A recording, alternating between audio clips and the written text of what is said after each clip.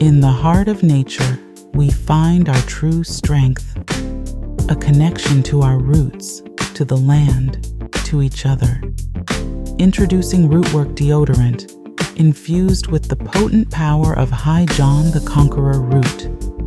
Embrace the natural strength and resilience passed down through generations. Feel the purity of natural ingredients, harmonizing with your body and spirit. Rootwork deodorant, bringing you in tune with nature and with yourself. Rootwork deodorant. Connect, empower, thrive. Available now at rootworkstyle.com. Misinformation, what's going on, man? It's the Misinformation Ranger. What's up, I'm Tariq? good, man. So what kind of what kind of misinformation are you rangering right now, man? I'm the Ranger that dispels all misinformation. Thanks for having me. I just came on here because I'm very much aware of the situation that happened between you and Uncle Luke. I guess Uncle Luke got tired of you and blocked you, but I was wondering, I listened to the back and forth. Kind of disrespected Brother Brissa Islam, Yeah. and no one really, took heed to that. How do you feel about him disrespecting Brother Brissa Islam, basically saying, is Minister Farrakhan aware of a friendship between you and him? Yeah, I mean, yeah, just the fact Luke disrespected Minister Farrakhan by even bringing him up.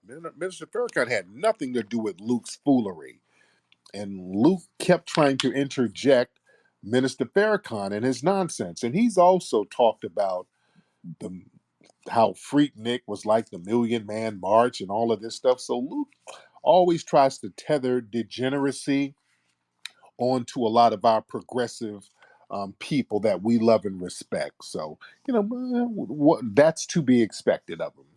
That's why nobody really takes Luke seriously like that. But he basically called you out on, especially what happened over the weekend in California.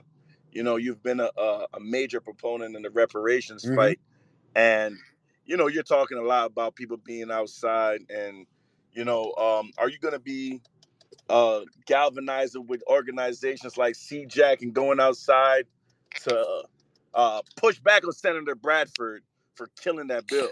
Yeah, I'm already corresponding with Camilla Moore. I mean, she was hitting me up when things was going down, and I was signal boosting everything. Um, I've been to some of the meetings out here, so yeah, I've been very active with that. And again, them crashing out, we're using that to our advantage because now there's no way that we can look at the Democrat Party, which we've been warning people about, with any level of respect. We made them force themselves into showing how disrespectful they are to us, and to me, that's a good thing. So them crashing out and losing, that's a great consolation prize for me. Are you going to meet with any Dems if they wanted to sit down and talk about strategizing in any upcoming local elections on upcoming task force? Well, no, I want to hear from somebody who's going to push that button and get them tangibles. That's what I want to hear. I only want to hear from people that's going to go ahead and make sure that the tangibles come through. That's all I want. What about Melina Abdullah and Dr. Cornel West, who have it on their And platform? Melina's my sister. Love her to life. I met her out here, and they're talking some good conversations. I would like to sit down with Cornell. I would definitely like to sit down and chop it up with him. And I had her in Sister Friday Jones. I'm probably gonna get Dr. West in the space. You should probably get them on there and talk about how moving forward, you know, how important it is for these politicians to actually bring the reparations conversation to the forefront. But they're gonna have some pushback with you calling other melanated people tethers. well, tethers are called tethers because of what they do. Those melanated people shouldn't be tethering, and you're going to continue to be called tethers if you try to infiltrate and undermine our movements like what a lot of tethers are doing. We had a tether situation down there in Atlanta a couple of days ago where a big back, low life tether stood up and crashed out the damn meeting acting a fool. So, yes, we are going to continue to call these tethers out because if we went to their country doing that bullshit that they're doing here, they would stone us all the way to the airport. So, being called a tether is the least of their worries. So, yeah, a lot of folks ain't feeling this stuff that these tethers are doing. Out here in California, one of these politicians tried to go to a meeting, he almost got ran down on. People ain't playing games with these folks coming around us with this bullshit where they're trying to undermine us deliberately, knowing that we need the tangibles we need to get. So that them being called out, they should be called out, sir. Right?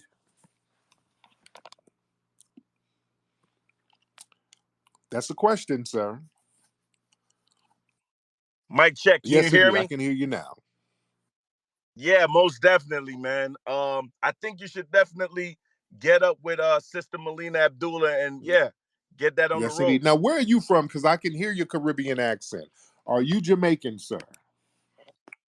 I'm from the planet of Zordon, sent by the That's misinformation that's crew Jamaican. That's themselves. Jamaica.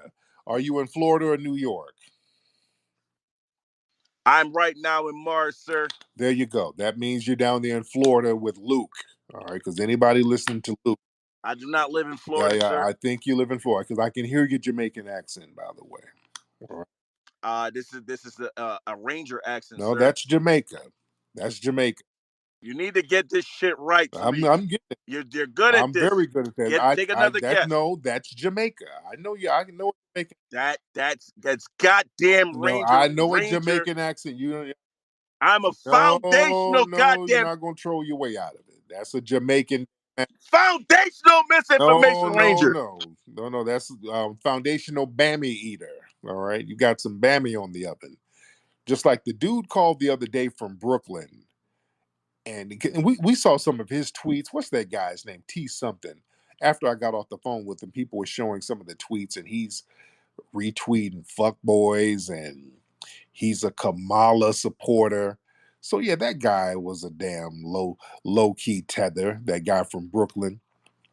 Even when was talking to him, I said, dude, I can kind of hear your a Caribbean accent. No, no, no, no. I'm FBA, man, whole family. You know, nah, nah, nah. No, bro. So we getting a lot of that now. A lot of people trying to cosplay as FBA. That old dude, listen, let me tell you something. I can kind of tell your accents. We can kind of tell your accents. The dude from Brooklyn, especially certain people in Brooklyn, that hard, real deep Brooklyn accent, the stereotypical, yeah, yeah, nah, me, no, you heard, really low key, that's an amalgamation of a Caribbean accent. Look, I know people from Brooklyn. You got people from Brooklyn who don't talk like that. They have a New York accent. Like, Chris Rock, Tony Rock, they're from Brooklyn. The Big Daddy Kane's from, lived in Brooklyn.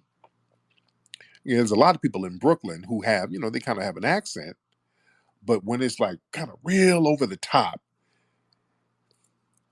a lot of cats in Brooklyn have one of that, like there's a very distinct accent out of Brooklyn, and it's based on a Caribbean accent. A lot of them try to kind of over enunciate certain words to cover up the Caribbean accent. Yeah, it's kind of funny to explain, but I can tell. That's why you can kind of tell some of these cats are Caribbean, like Busta Rhymes. Busta Rhymes kind of has that over the top accent, and then it can slide right into some damn Jamaican patois. You know what I'm saying? Yeah, yeah, yeah. I'm doing it like that. Bumba clot, bumba. It slides right into that damn Jamaican patois. So a lot of these Brooklyn, because a lot of Brooklyn is full of Caribbeans.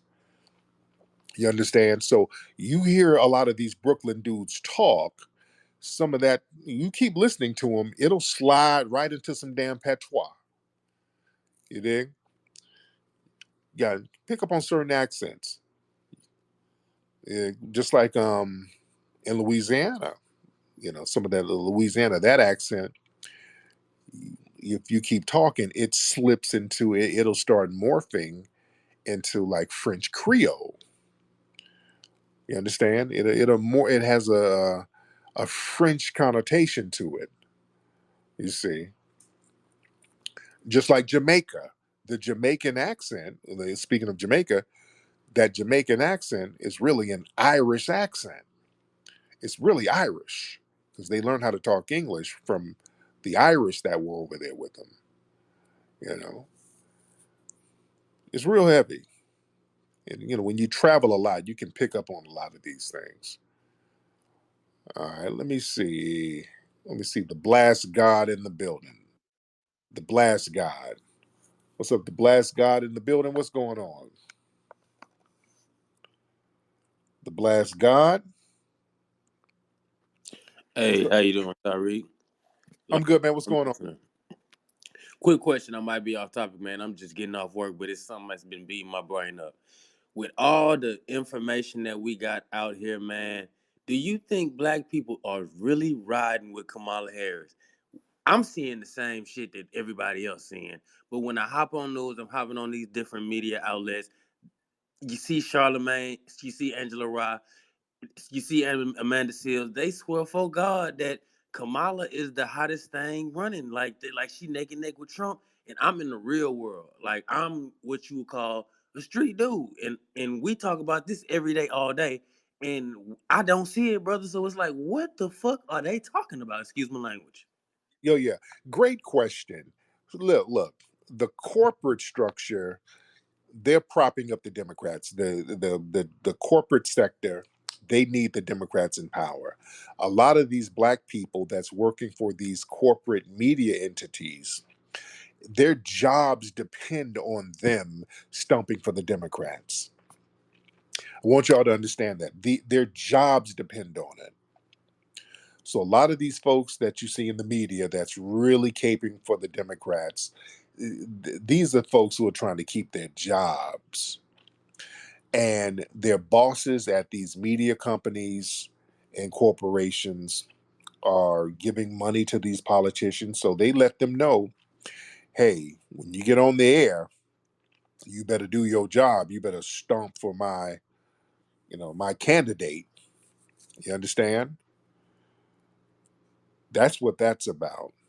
So a lot of this stuff is in bad faith, especially with radio. A lot of the radio cats, these liberal radio stations and these on air personalities, you know, they get little benefits and kickbacks from these politicians. So they want the Democrats to be in office. And they got little set asides, little LGBT set asides here, just all types of little kickbacks. So they need the Democrats in office. So this is why they attack any of us who are critical of what the Democrats are doing. Yeah. Let me get Sir Major in the building. Sir Major, hop on, brother. Sir Major, what's going on? What's going on, brother? Man, I had to come over here and do this. We talked about those Democratic shills, and we talked about Nikki Barr, who has been dogging out black folks. Anybody who dare questions Kamala Harris, anybody who dare speaks up for reparations in California. I want you to look at your jumbotron. That's what she looks like with no makeup on. Oh yeah, I've seen her pictures with no You seen makeup. those? Okay. I Oh just yeah, want to yeah. make sure you know who we're dealing with here. Oh, I know. Yeah, yeah. She hates my guts. She's a Democratic shield, and Yes. she's a bed wench. And Yes. yeah. Sleeping with them. See, the thing is this: you talk pro-black, oh so pro-black, but then you sleep in white. Oh yeah. Yeah. All right, man. Thanks so much. Appreciate it. Thank you so much. Oh Yeah. yeah. Oh yeah. I'm familiar with her. Yeah. Without that makeup, boy, she looks like a burnt up prairie dog in the face. That face is strong with no makeup. Oh yeah, I'm very familiar with her. They send the Democratic shields among us to talk crap, and she be in those rooms with Uncle Luke trying to denigrate us. And I think she's a tether too, by the way, with that little old janky look. I think she's a tether. T.S. Giselle, what do you want, T.S. Giselle? Lord, I'm not getting you back on here. All right, you need to go do some man stuff. Do some construction or some security somewhere. Okay, let's get some more people in here. A lot of people in the room tonight. And while we are in the room, family, we got over 1,000 people in here. Get your tickets to join me at the Hidden History Museum at hiddenhistorymuseum.com. Get your tickets, ladies and gentlemen. Let's get go. Got Conservative Chris in the building. We ain't heard from you in a minute, Conservative Chris. What's going on with you, Conservative Chris?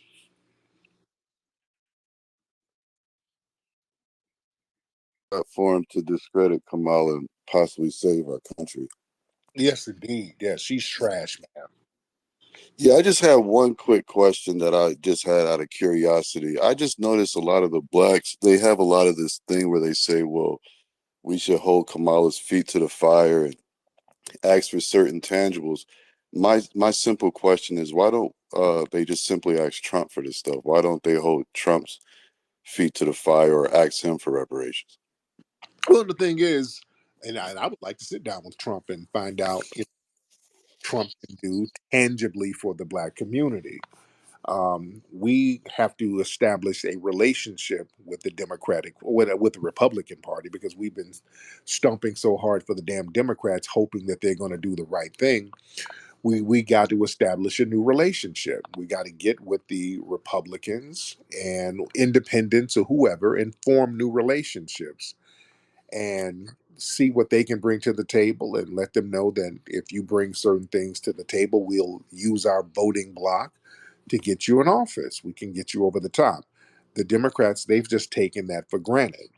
And we allow them to use the liberal media to say, well, all the racism is on Trump.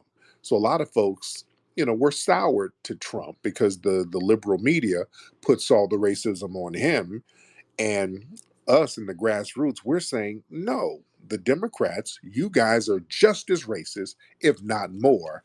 And just because you put a black face on the racism, don't make it any less racist. So I want us to start understanding how to do business deals, put all the personal stuff aside and do business. And I think Trump, being a businessman, we could get more tangibles from Trump than the Democrats at this point. So, yes, I'm open to hollering at Trump and the Republicans about what can be done, what tangibly can we get, and just see what we can work out. Yes, sir. Very well said. And I'm proud of you saying that. That's all I got to say. I'm glad. I'm out. Thank you so much. Yeah, man, we gotta. When people like the rolling, hey, yeah, but y'all ain't gonna. You think you're gonna get something from Trump and the Republicans? Republicans ain't gonna give y'all stupid food shit. We ain't getting that from the Democrats. And the thing about that, they're telling us what the Democrats tell us what they ain't going to do, and then give all of our stuff to non-citizens. That's the killing thing. I mean, they play in our faces heavy. They sit here and tell us exactly what they ain't gonna do for us, and then do the same thing that we asked for other groups. At least the Republicans don't do that. Yeah, at least they don't do that. Let's get Duchess in the building. Um, Duchess, what's going on, Duchess? Duchess, where you at? Oh, hello, sir. Can you hear me? I can hear you, Miss Duchess. Yes, ma'am. How are you? Amazing. What is on your mind? Um, actually, I was just thinking, when I said amazing, I was just thinking of Lee Peterson. Jesse Lee Peters. Okay, I know. shout out to Jesse Lee. Dang, I know. He's one of my favorite Sambos. I know, right? Yeah. Seriously, I love him. I Mhm. mean, seriously, I've never seen so many people walk out of his interview like I have with Jesse Lee Peterson. Mm. It's Mm. the funniest shit ever. Oh yeah. Oh yeah. Oh yeah. um so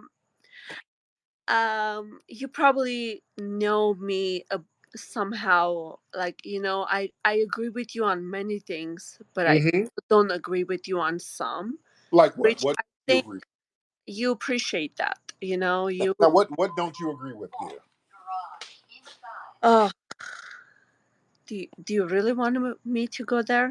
Let's go there. uh, Let's go there. Let's hear it. We're I, having a conversation. What do you disagree with, dear? uh you know, I really do have a lot of respect for you. You don't have to preface it. Just go No, ahead and no, no, I don't want to go there though, sir. If you let's don't go there. Let's go there. Is it know, reparations? please. That would be the only thing I would say. Ugh, you're gonna be like my like a Jesse Lee Peterson Jr. Ugh, I Mm, love you guys. I don't want to like kill it, you know. right. But this is real. You don't like the reparations, do you? You don't want us to get No, reparations. no. Okay, so I'll tell you. I live in Los Angeles. Okay. I actually am for reparations, and you know why? Why? Not because I think you guys deserve it. It's because I actually care for the country and Mm-hmm. the economy. And when you guys get reparations, you're going to be spending it back into the country. Right. So it's like a win-win. Yes, it is. I That's mean, what we're trying to tell people. It's a win-win. yeah. Yes. Yes, and I don't want to have any I hope I don't offend any like black people in the space. Please don't take my what I'm saying in a harsh way. Like, please. Thank you. Okay, go ahead. Yeah, no, but seriously, like, of course I much rather black people get the reparations than fucking all these immigrants coming in. Hell yeah. Because black people, you guys love America. Seriously, you do. Mm-hmm. And thank you. You know, and I'm saying this, I mean, I came here when I was a little kid. So obviously, I'm not even allowed to speak on this panel. So I apologize for even speaking or having an opinion. Uh, No, this is what the forum is for. Everybody can step up and say what they need to say. Thank you, sir. Yeah, and you know, I'm not coming with any disrespect. I truly, from the bottom of my heart, I hope you understand that. Mm-hmm. Of course, I much rather pay my tax dollars to the black uh, FBAs or what. What do you call them, sir? I mean, I don't know. Like, there's so many three-letter agencies. Yeah, FBA is fine. Yeah, okay, yes. I thank you, dear. Okay, I don't know where you going, so you just saying stuff. All right, brother Deshaun, out there, brother. Yes, brother Tariq. First of all, it's always wonderful hearing from you. But just to let you know, I'm going to say two things briefly. I work with John Cheeks here in D.C. of the Washington D.C. Recovery Act. He's that Okay. brother that wrote a law on reparations, but also you did a show on him. He's the brother that got cheated out of the D.C. lottery. Uh, and of Oh, course, you said what, sir? I think I remember that. Yes. Right, yes, sir. But I wanted to ask you, brother Tariq, briefly. Why do you think that Indian men are not being pressured to support Kamala Harris the way black men are? That's a very good question, and I've been saying that. We're the only group of people who they're telling, well, you ain't standing up for the black woman and whoop de whoop. They're not saying that to East Indian men. That's who Kamala is. She was raised by East Indian men and East Indian women. She was raised by her East Indian uncles and bragged about going to India. Nobody's saying nothing to the East Indian men. And East Indian men they've already publicly told her to kick rocks. They're not rocking with her like that. But they try to shame us into supporting her because they need our voting block. They understand with the East Indian men, they don't vote in the block like we do. And most of them are on some Dinesh D'Souza, Vivek thing anyway. They know that those dudes, they are conservative. They vote Republican. So they try to play that shaming game with us, foundational black American men, shaming us into supporting Kamala Harris, and they get their boule bootlicks and their Democratic shills to go out here with all of this black girl magic. This is why they keep trying to blacken her up so that she can be more relatable to us, so that we can be galvanized to support her. She doesn't really have a base like that. Kamala Harris doesn't really have a base. And they're trying to just make her into this black queen that she's not in order for us to support her. And we're not buying it. We're not going to let people shame us into supporting a Hindu bedwench. That's what she is. That's not a foundational black American woman. They're talking about, well, she like y'all mama and your sister. The hell she is. Kamala Harris ain't a damn thing like my mama, sister, wife, nobody in my family. No, I don't have Hindu bedwenches in my family. All that making collard greens in the tub and all of that garbage. No. Just because you're telling us about your little janky recipes, that doesn't make you someone who's in line with our lineage. And then on another note, all of that, she make collard greens and wash them in the tub. Tethers, let me explain something to you about foundational black American culture. Can I explain something to y'all real quick? Foundational black Americans, you know one thing we hate? We hate germs. Now, Kamala's East Indian, so they be digging with their hands and shit. Y'all see those videos over in India? They're stirring beans with their fingers and all that nasty shit. Foundational black Americans, we hate germs. That's one thing about foundational black Americans. We are low-key germaphobes. We hate germs. And we don't mix food and bathrooms. You understand what I'm saying? We don't mess around with our food in the bathroom. That's one thing we don't do. We find that disgusting. Food in the bathroom, eating in the bathroom, let alone preparing food in a bathroom. That ain't us. We find that utterly disgusting. We don't do that. That's not a part of our culture.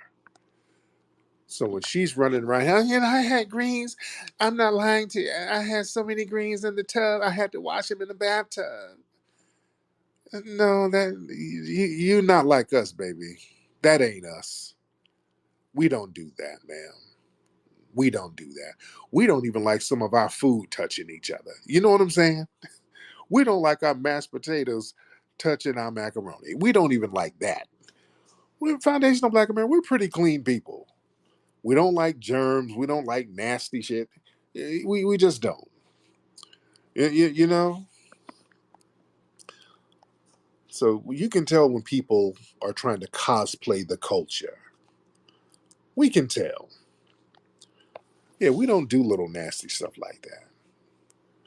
You see? So it's very insulting when folks like her come around and try to do the whole cosplaying routine. But I digress. Let me get some. We got a lot of folks in here. Let's get Sir. What's your name? Sir Willis. Sir Willis in the building. Sir Willis, what's up, brother? Unmute your microphone, sir. Salute, brother Tariq. What's up, brother? How are you? I'm good. Yeah, I'm just looking at some of the history here, and I'm looking at this whole Pan African movement and how it started, and how they took the Edward Wolf Blyton, who was a tether basically back in the day, and how they made him like they took his philosophy and made us. They said, "Hey, let's go back to let's go back to Africa, Negroes," and sent us over there to a few of our people over there to Liberia. Yeah. But actually, Liberia, because of the FBA's over there, made it pop off for a little while until they sabotaged it. Oh yeah.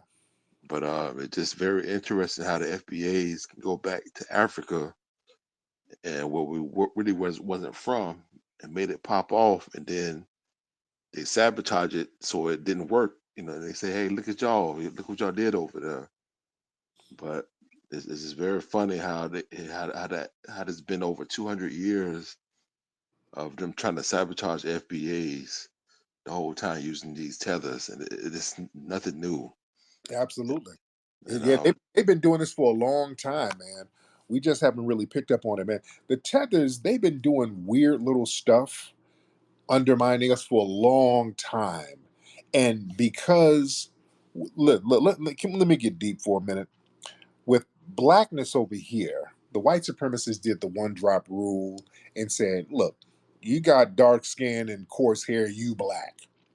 So that kind of stifled us looking at our own ethnic uniqueness. And what happened was during Jim Crow, they had colonization over in Africa, so we would see what was going on there. They would be marginalized. We would be marginalized. So we looked at brothers in Africa.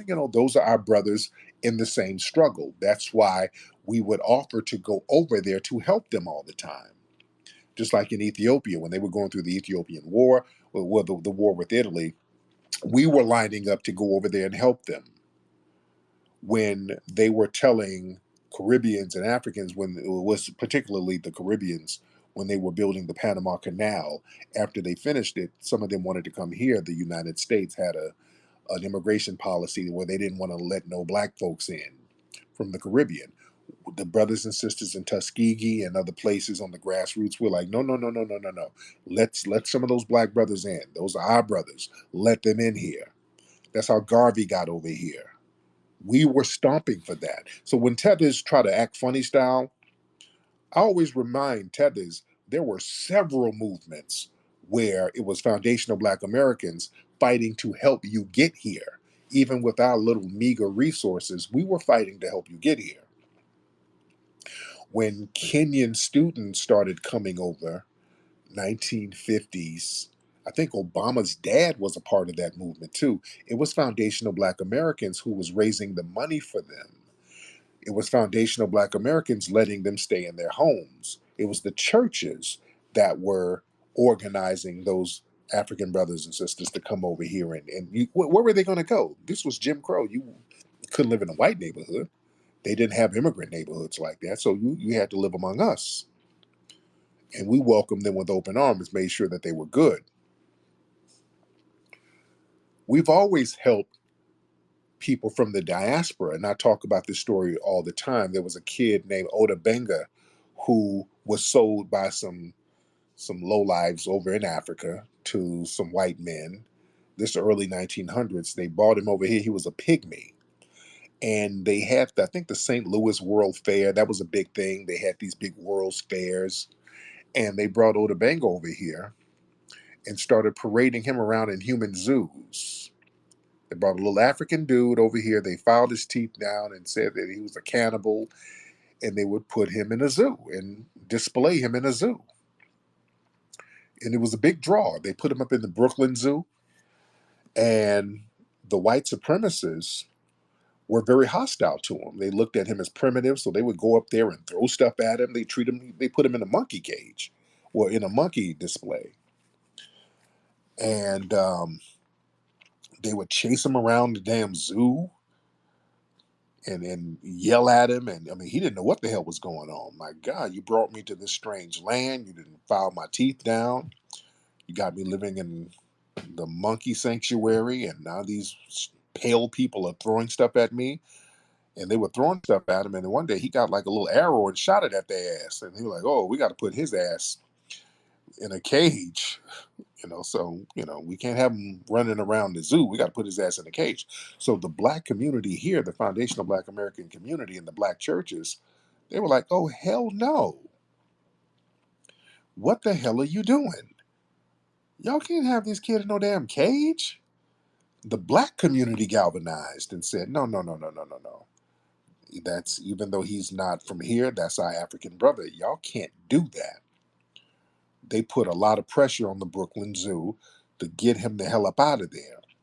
It was a black preacher who had an orphanage up there in New York. I think they took him into the orphanage once he got old enough to get out of the orphanage.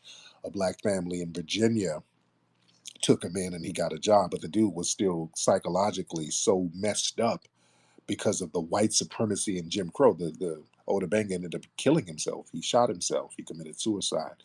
The pressure was too much. But I say that to say that we were stomping for Africans and Caribbeans taking them in, trying to protect them as much as we could, looking at them as one big black global family, because we understood that we were all under the same system of oppression. So we were so generous with our lineage and our achievements. We said, we'll share whatever we do with you guys. If you're black, whatever we do, we'll attribute it to you too. That's the loving and kind spirit of Foundational Black Americans. No other group does that, but we've done that for so long. We say, hey, we created this light bulb, but look, we as Foundational Black Americans did it, but we'll share that with you. We created this music genre, we'll share that with you. We're all the same, we'll share that with you. We didn't expect cats to come along and take advantage of that. You understand? And just start taking that for granted after a while.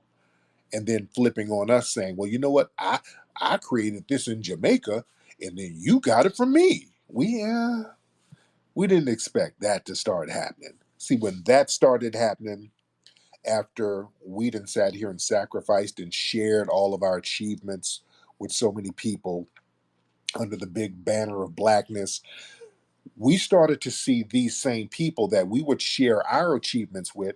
The minute they would achieve anything, they're like, well, I ain't like them niggas. Yeah, I just got accepted into Yale and I'm Nigerian. I am not like them. Yeah, I just got a scholarship. I just won an award and I'm Ghanaian. I am not like them. I ain't black like them. Other people delineated from us. I want to be very clear, and y'all know it. Other groups delineated from us. While we sat up here sharing all of our achievements, these other groups who didn't really have achievements, the minute they start getting them, the minute they started getting things that they can mark on their board as an achievement from their group, they go out of their way to delineate from us. That's where this whole thing has started from. When they want to talk about how foundational black Americans are divisive, no, we're not. We're like, okay, we're going to play that game? We kept warning people.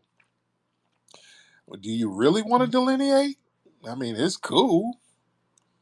If you really want to go there, yeah, nigga. I'm smart, nigga. I came here with $2, and look at me now, nigga. Oh, okay. I'm not like you, a katas. Oh, okay. All right. Okay. We doing that? Let's do it. All of your wins, hold on to your wins. We'll hold on to ours. All of your losses and riffraffs, hold on to them too. So now, if you win an award and you're Ugandan and you want to make sure everybody knows you're Ugandan, that's fine. When a Ugandan come over here and they rob a bank, you're gonna still be Ugandan. You're not gonna slip into blackness. Wait, nigga, wait. Hold on now. We're that sounds xenophobic. No, no, no, no, no, no, no, no. We're gonna delineate across the board. See, that's what they don't like. See, the Tethers, they don't mind delineating as long as it's delineating on their terms. You understand? As long as they can delineate on their terms, meaning when they do something positive. They don't want us to delineate when they try to dump garbage on us. Just like in New York. In New York, you see all those tethers doing crimes, and we make a point to say, hey, that ain't us. Hey, that ain't us. Hey, look at his last name. That ain't us. Oh, ooh, you niggas are so xenophobic. Why? We are the same nigga. No, we ain't. If y'all out here doing weird crimes in New York and all, we ain't the same. No, we're not. And a lot of the weird stuff and the stereotypical behavior that's very negative, that was coming from tethers early on, like the step and fetchits, getting into the media with that very derogatory image of black people. a lot of people in the black community were very upset with Stepin Fetchit, who was an actor. For those who don't know, Stepin Fetchit was an actor in the 1940s, 30s, and 40s. So he would act like this real lazy, goofy Sambo. He would shuffle around. Hey, I was gonna get me some to eat right now. I'm out here. I'm about to steal me a chicken. So he would engage in these anti-black stereotypes that white people created. White people had these stereotypes at these minstrel shows that they would do of black people. Stepin Fetchit would do those stereotypes in movies. And the thing is, he's Caribbean. Stepin Fetchit was a Caribbean, so him coming over here, engaging in those stereotypes, he knew the fallback would be on us. You understand? He knew engaging in that, the vitriol and the pushback would be against foundational black Americans, not on Caribbeans. The Caribbeans would be clean. Their image would be clean. So they come over, a lot of those tethers would, they've always come over and engaged in negative behavior that would fall back on us in a negative way. They've been doing that for a long time. So even fast forward to now, look at the love and hip hop shows. Most of those are produced by tethers, and most of the people on there are tethers. But it's a black American show, and they're engaging in a bunch of stereotypes, and the blowback falls on us. You see, and that is a problem. When you look at social media, you see the big old Nigerian dude running around here, dancing, popping his pussy, eating hamburgers. You see the white supremacists like, oh, look at these crazy looking niggers. I'm like, whoa, whoa, that no, wait, look at how these black Americans are acting. That's not one of us. That's not one of us. You know, we want everybody. If you got your riffraffs out here, let them hold their own nuts. Let them represent themselves. You understand? Let me get some calls in here. Let's get is that Ely Detroit? Ely Detroit in the building. Ely Detroit. What's up, brother? You want to turn the microphone? Oh, he's not on. He bounced. All right, I was trying. Ely, oh, Ely, you in here, brother? Yeah, what's up with you, bro? I'm good, man. What's going on with you? Not much, man. I got the reparations here in tomorrow at the Farwell Center up in Detroit. Oh, cool, cool. What they Yeah, talking about? What they talking about? so I'm just up here gathering information what I'm gonna say to these people and shit. I ain't politically savvy and shit. I be wanting to sock this and shit. So Yeah. I gotta I'm just gathering what I can say to these people because I caused a problem last time I went last year or whatnot, and the Cobra people, the lady up there talking about motherfucking polygamy and shit. I'm sitting there like me and my wife like, what the fuck is this? So Mm. A Dub, young ass, he been going and so I'm me and my wife gonna go there tomorrow. And I'm gonna bring up the the Cobra thing, and I'm gonna ask why are y'all here? Are y'all trying to spin us? Because last time we was there, man, we talked for 2 hours. Then this little young chick, she had to be about 30 something.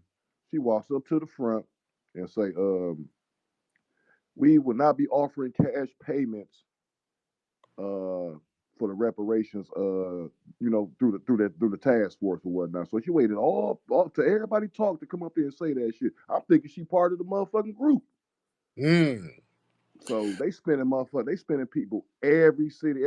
They do have agents, and these people, they got the rich people telling black folks who work day to day to vote. They just trying to spin it. So I'm just telling y'all now, just it's good that we pointing out everything. We always knew that because our parents knew them, and they ain't never fuck with them. The Africans, the Jamaicans was cool, but we always knew that they were from Jamaica. You Right. know what I'm Right. saying? Mhm. And it's just this new generation who trying to blend in with each other. These '80s babies. That's what That's what the window opportunity came for them at during the '80s when the Oh yeah. niggas started selling crack and going to jail and killing each other. And them people who were not doing that, they were taking the place of them. You know what I'm Yeah. saying? Your cousin selling dope so that the African dude can go to school. You know what I'm Yeah. saying? Oh So yeah. we open up that window for them and shit. So now we need to close the window and we need to get back to how our grandparents were thinking. You know what I'm saying? Hmm. Instead of all this old new shit. And then you find out that the media was controlled by other races. We see all the play that they're doing. Yeah. They're trying to get our kids to follow that image. Yeah. So Yeah, indeed. My man, thank you so much, man. I yep. appreciate it. Yes, indeed. Let's get dissecting. That's the name, dissecting. Hi, Tariq. I'm a researcher in international relations, Okay. and in one of the earlier lives, someone mentioned the UN and bringing your case to the UN. Um, so I just wanted to share, some of my insight on that. I majored in international relations, so I kind of have an idea of, how the system goes. And the UN, they actually have a statute in their writing, and it's actually the United Nations Minorities Declaration, and it covers basically all minority groups. And you know, if you can coalesce, a group of diplomats or anyone that's versed in international law or any, kind of law, I think you have a case, and I think you can actually take your case to the UN and have it heard. But when you're dealing with institutions like the UN, you have to speak in their terminology and their coded language, because it's a very closed off system, and that's all I wanted to say. So.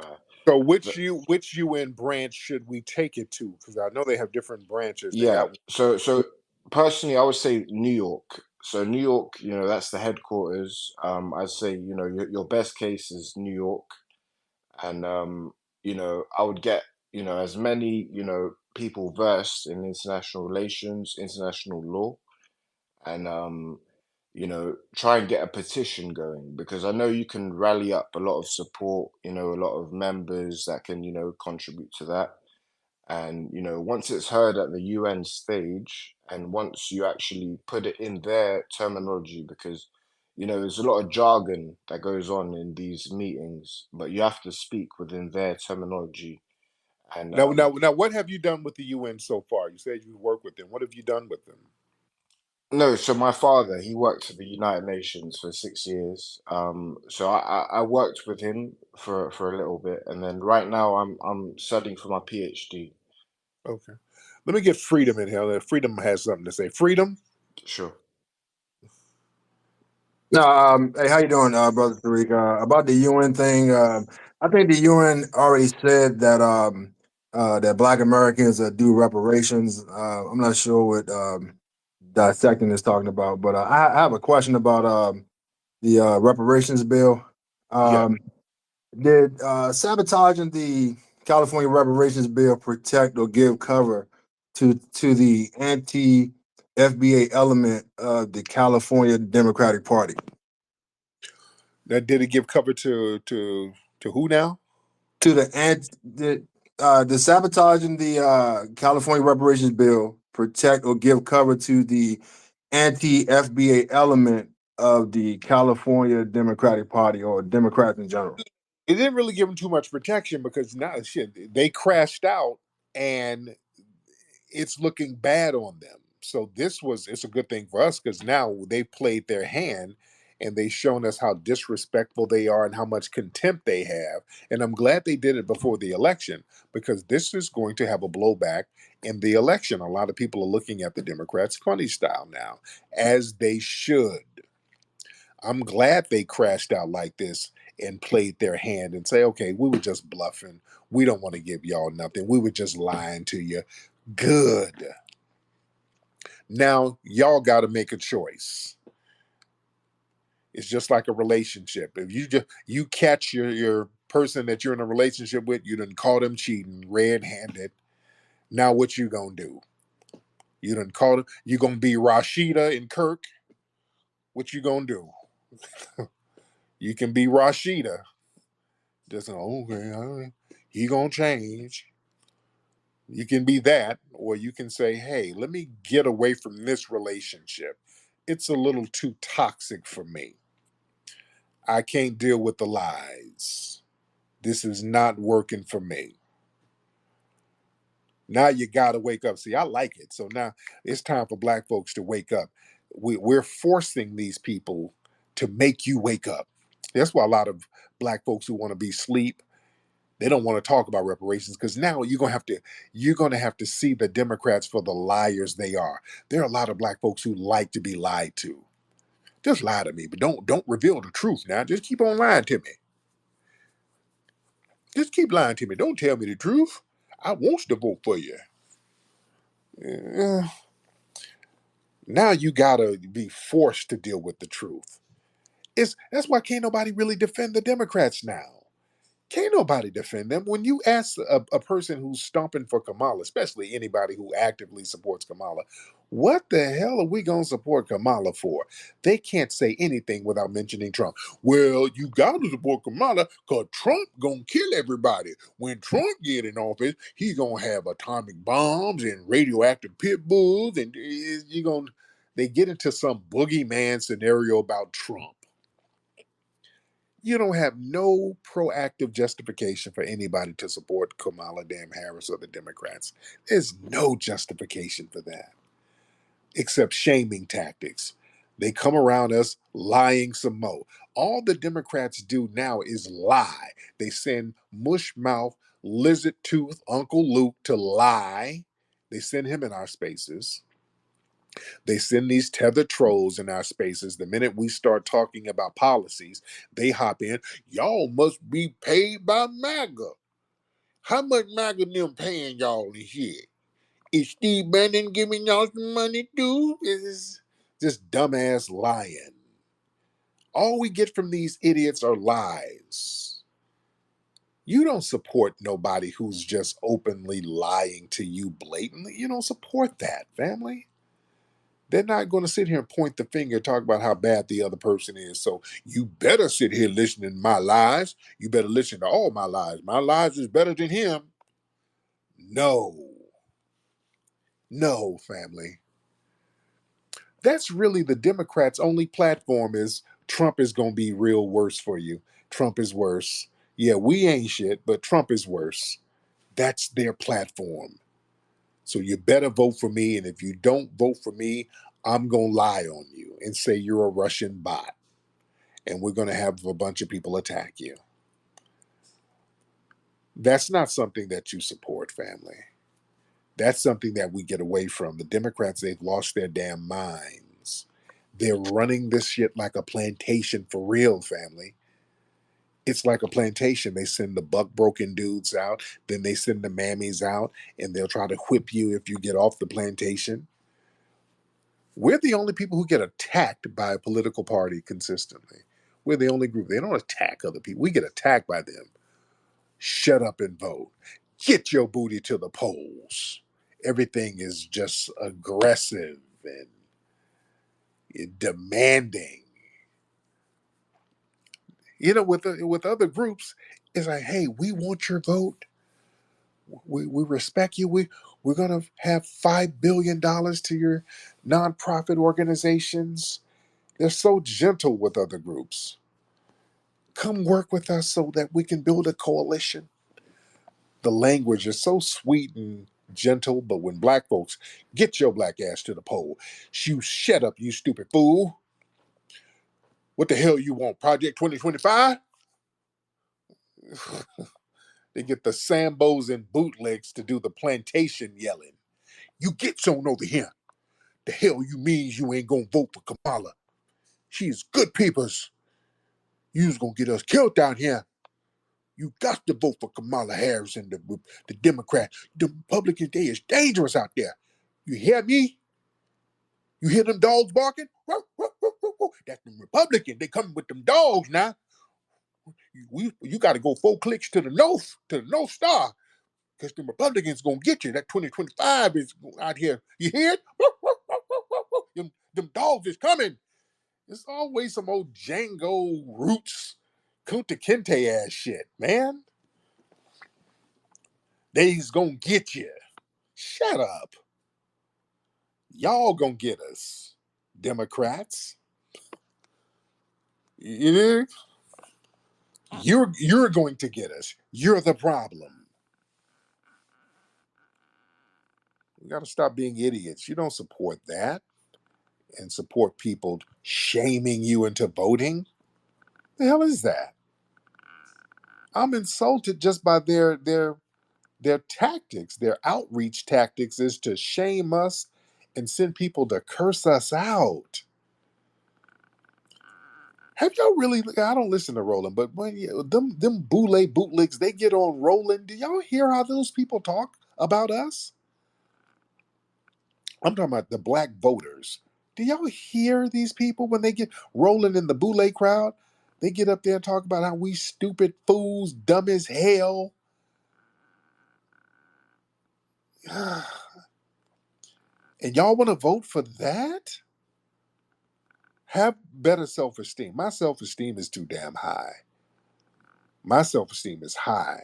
I know my value as a damn man. I'm not going to let nobody disrespect me and then I'm going to go support them as a man. I can't do that. I'm not supporting a political party who sits up here and send folks out talking about what the hell they ain't going to do for black folks. And then I'm a stupid ass dumb fool and I'm getting paid by MAGA and you dumb as hell. And if I don't support, I'm getting we getting all of these pejoratives thrown at us. No, that's not what you support. That's not what you support whatsoever. You're not a damn picking any slave, black people. Don't let people talk to you janky. We got to have a collective high self-esteem. That's why us valuing our lineage. I listen. You got to embrace your ancestors. Your ancestors don't want you out here voting for nothing. Don't let people lie on your ancestors. They try to play the ancestor card. Well, your ancestors, they had died for you to vote. How you gonna not vote when your ancestors had fought? My ancestors didn't fight for me to elect a Hindu bedwench. I promise you, my ancestors didn't like that.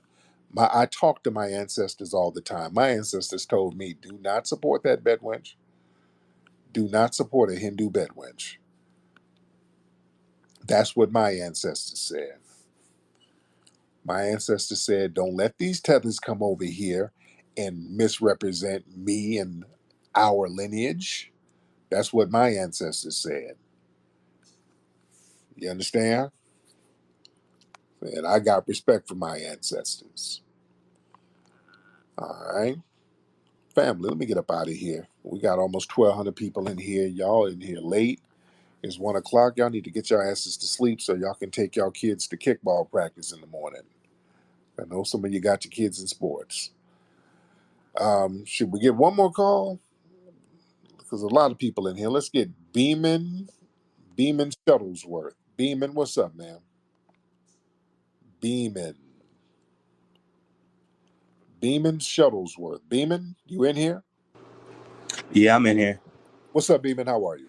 Good and you, bro. Before I start, I just want to let you know, back in the day, I used to work with your homie, Frank Stilo, but he never said it was you. I saw you post him one time. Man, that's my dog, man. That is my dog. Are you up in Vegas? Yeah, I'm in Vegas. I do Yeah, photography and shit. man. Frank Stilo was my road. He's a Hispanic guy, by the way. Yeah, Like, and it was crazy, man. Two things. We worked security together, and security's super racist. He was always solid, and I never saw the white boys try that racist shit around him. But then I found out later he had a black family, but he was yeah, a cool cat, bro. good dude. That was my road dog. It's funny too. He used to talk shit and talk about back in the day he was getting money. Everyone used to talk shit. Because he was an old cat. We didn't see it. When I saw that photo you posted, I was like, oh, he was serious. He was serious Oh, he about was the that. shit. Oh yeah, we was in the streets heavy. Oh yeah, believe him. We was in the streets heavy. That was my dog. We hit the streets heavy back in the day. That's my right hand man. Good dude. Yeah, man. That's all. I just wanted to let you know that, and keep doing the good work, bro. If you ever need photos when you're in Vegas, I got you for free. Absolutely, man. I appreciate you, brother. Of Yeah. course, brother. You have a good one. Yes, indeed. Yeah, when folks talk about us and Hispanic, my best friend back in the day, Hispanic guy, my dude Frank Stilo, he was from Ecuador. A lot of people thought he was a Mexican guy, but he was actually from Ecuador. That's my right hand man.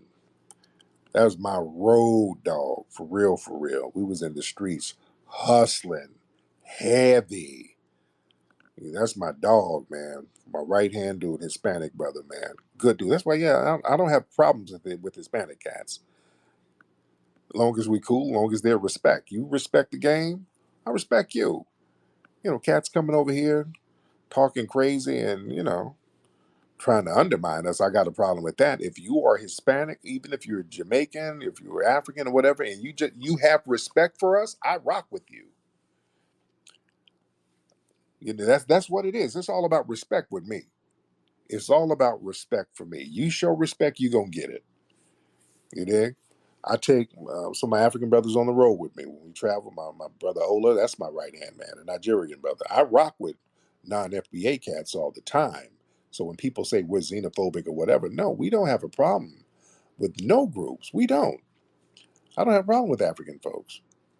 My road dogs are African. I don't have a problem with Caribbeans. I don't have a problem with Latinos. Like my dude Frank Stilo, that's the homie. Like you, that's when I call him my kidney homie. One of the cats, if they needed a kidney, I give them a kidney. That's how cool we would, that tight. I have a problem when people try to undermine my community, though. That's when we have a problem. Yeah, I'm cool with a lot of folks, but if you try to hop on a task force where it's some reparations for my lineage and you crashing out, now we got a problem. If you a mush mouth, lizard tooth tether from Miami who's a degenerate trying to tell us who to vote for and not vote for, yeah, I got a problem. I got a problem with that. Not people just from your lineage, just your ass. You understand? It's individuals. Yeah, tether is an action-based thing. If you act like a tether, I have a problem with you. If you are not acting like a tether and you're not of our lineage, we're cool, as long as you ain't acting like a tether. You see? That's where it is with me. All right, people are still trying to get on here. People are still trying to hop on. Shout out to all the ladies in here. Some of y'all ladies need to hop up. Don't y'all asses down there in the bottom. Y'all be lurking in the bottom with y'all bonnets on. Y'all need to speak up and say something. What's up, ladies? I see y'all down there. I see some of the OnlyFans ladies down there in between OnlyFans videos. I see y'all. Put y'all titties back up and call in. All right. Put that baby oil down and call in. And shout everybody out. By the way, the album Grinding for a Green Card, speaking of grinding for a green card, that album, y'all need to pre-order it on iTunes. If you got iTunes, go to your phone, go to the iTunes store and type in Grindin, Grindin, Grinding for a Green Card. The album by Flextro. Got some hot songs on there. One of my favorite is we got Janky Hairline. We got two versions of it. We got a funk remix. That's one of my favorite cuts, Janky Hairline. Hot songs on the album. The official release date is next Friday, but you can pre-order now. So get that album now. And also go to Hidden History Museum. Get your tickets to join me at the Hidden History Museum at hiddenhistorymuseum.com. We got an event September 14th, which is next Saturday. So if you're in LA or if you plan on coming to LA, come on through. Come kick it, man. Come eat dinner on us and have a good time and a good vibe. We got a lot of comedians that's going to be performing. It's going to be a nice vibe. And also get the book at hiddenhistorymuseum.com, Hidden Heroes from A to Z. All right? Let me get up out of here, guys. It's been real. Papi Akute and Lola Vuve the family. Peace. Hey, what's going on? This is Tariq Nasheed. I'm out here at the Hidden History Museum here in Los Angeles, and I want to invite you to the September Soul Saturday event that we're having here at the Hidden History Museum. We're going to have a lot of phenomenal comedians. We're going to have complimentary food, complimentary drinks, great music, great mingling, great networking. So I want to see you here. Join me here, 2131 West Jefferson Boulevard in Los Angeles, September 14th, 2024, 7 p.m. Come on and vibe out. For more information and to get your tickets, go to hiddenhistorymuseum.com. We'll see you here.